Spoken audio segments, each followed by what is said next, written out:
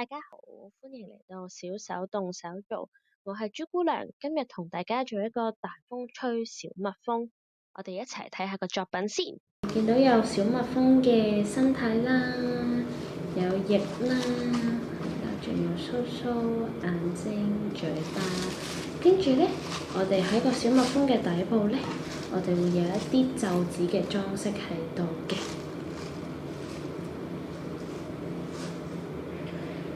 咁呢，簡單講下我哋製作需要嘅材料同埋工具先。首先，我哋要有廁紙筒，用嚟做蜜蜂嘅身體啦。我哋會用到色紙嘅。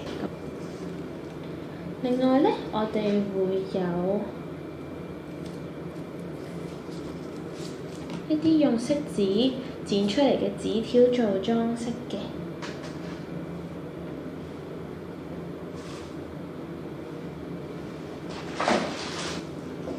我哋亦都有皺紙剪出嚟嘅紙條。工具方面呢，我哋需要有水筆、白膠漿同埋鉸剪嘅。咁首先呢，我哋第一個步驟就係整小蜜蜂嘅身體啦。咁我哋呢，剪開一啲嘅材料先。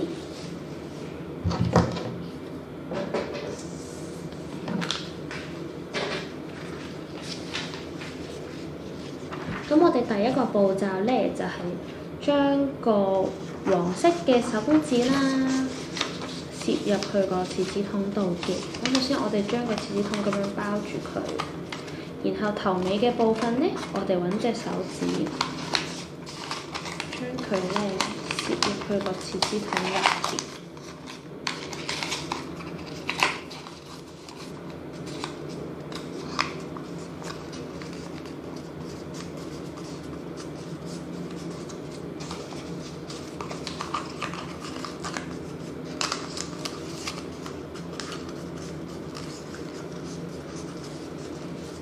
咁然後呢，我哋見到呢，有個手工紙開口嘅地方嘅，咁我哋就可以攞我哋嘅白膠漿，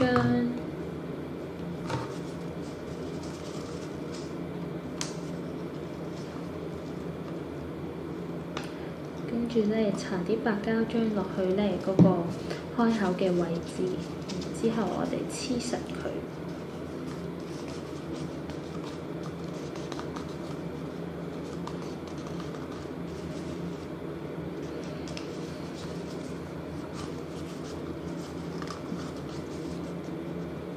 咁然之後呢，我哋就可以嚟裝飾小蜜蜂嘅身體啦。咁呢，我哋會用一啲紙條，我哋呢圍住小蜜蜂嘅身體做佢嘅花紋喎。咁我哋又係啦，可以用白膠漿喺紙條嘅背面呢搽一啲上去。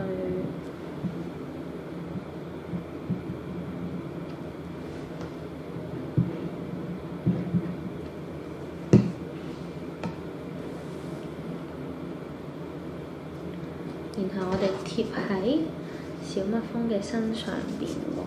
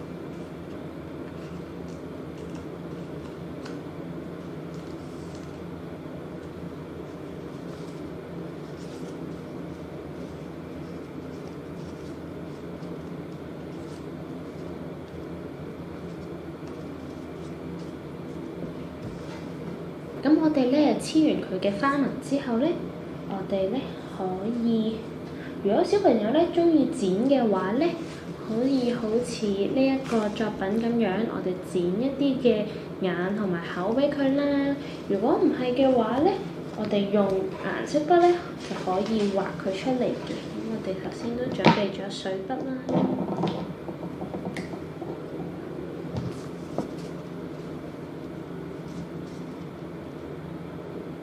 我哋就可以畫佢出嚟嘅。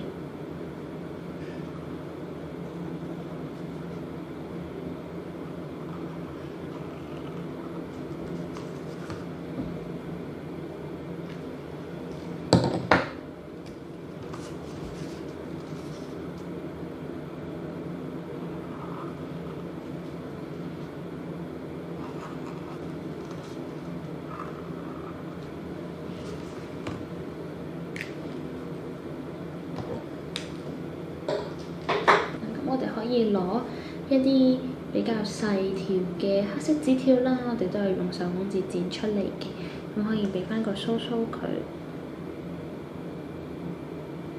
我哋又係用白膠漿啦，將佢貼喺我哋嘅小蜜蜂上邊嘅。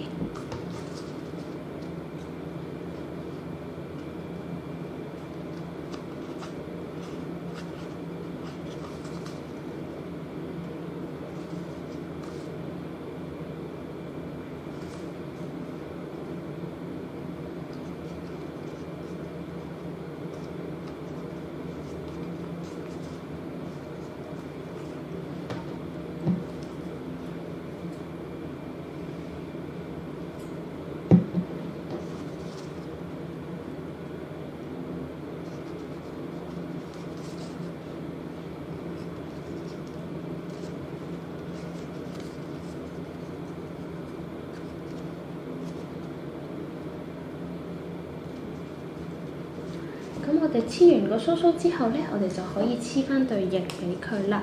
咁我哋攞翻一啲紙條啦，比較大嘅紙條。咁我哋就可以喺紙條頭尾嘅部分咧，加一啲嘅白膠漿，然之後咧黐實佢，將佢好似變咗個圓圈咁樣。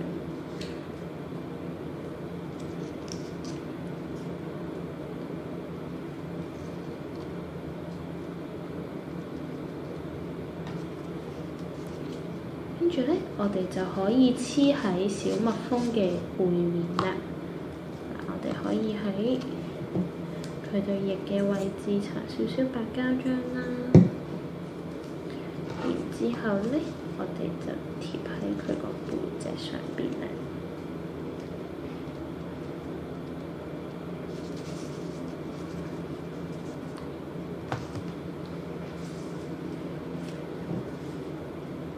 咁我哋而家整埋另外一邊嘅翼先。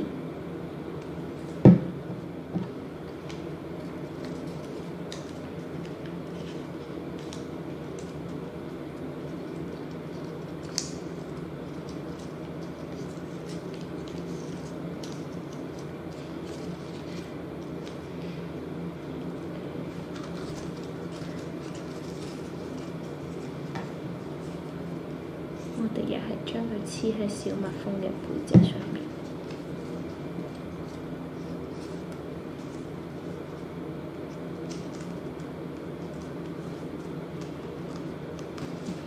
咁黐完個翼之後咧，我哋可以喺小蜜蜂嘅底部咧做埋一啲嘅裝飾。咁我哋咧可以攞一條紙條，然後咧就搽一啲白膠漿上去，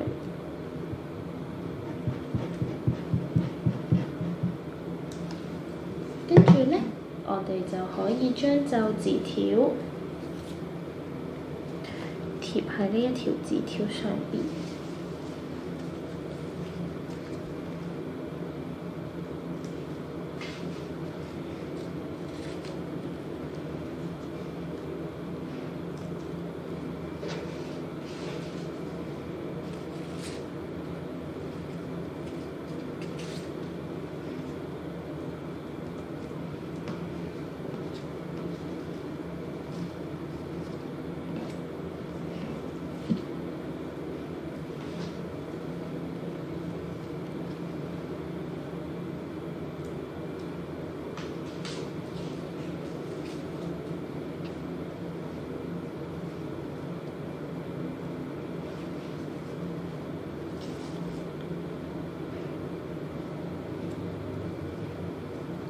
之後咧，我哋就將佢向後屈，變成咗咧一個圈圈咁樣。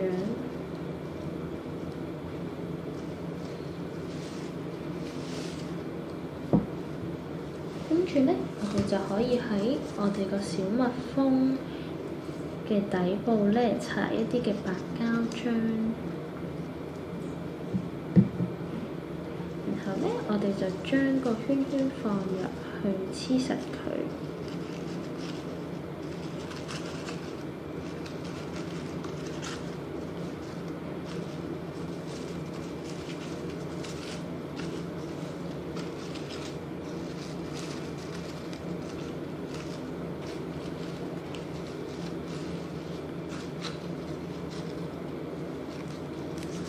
咁我哋可以檢查下個圈圈係咪已經咧黐好咗喺個廁紙筒入邊。跟住咧，我哋可以睇下嗰個皺紙條嘅長度。如果咧想嘅話咧，都可以攞鉸剪修剪下佢嘅。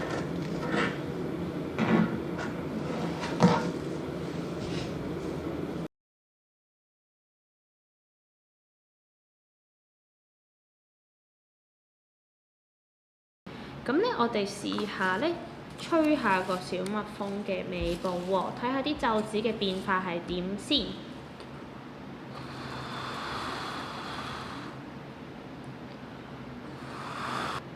咁小朋友咧都可以見到咧，我哋慢慢咁樣去吹呢一個小蜜蜂嘅時候咧，佢個尾部咧嘅皺紙條咧係會飛起嘅。咁咧，如果我哋好快好用力咁樣吹，會發生啲咩事咧？睇下先。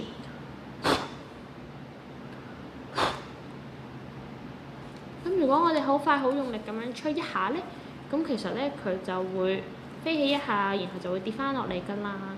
咁我哋咧要去練習嘅咧，就係我哋要呢個小蜜蜂嘅尾部嘅皺紙咧係飄起好耐好耐嘅，就好似咁樣。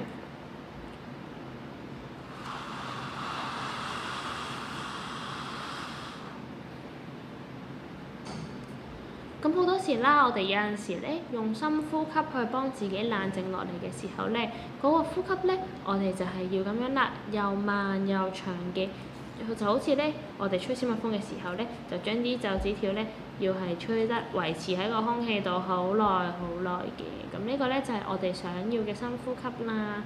咁咧，我哋除咗自己練習之外咧，我哋仲可以邀請屋企人啦，我哋一齊比賽喎，整2隻或者3隻小蜜蜂啦，我哋一齊咧試下吹起小蜜蜂嘅尾部嗰啲皺紙裝飾喎，睇下咧邊個可以維持得耐啲。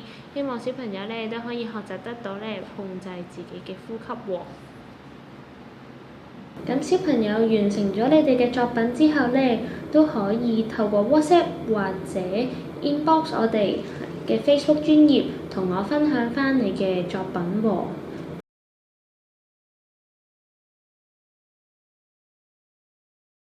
咁我哋今日嘅小手動手做大風吹小蜜蜂就去到呢度啦，下次見，拜拜。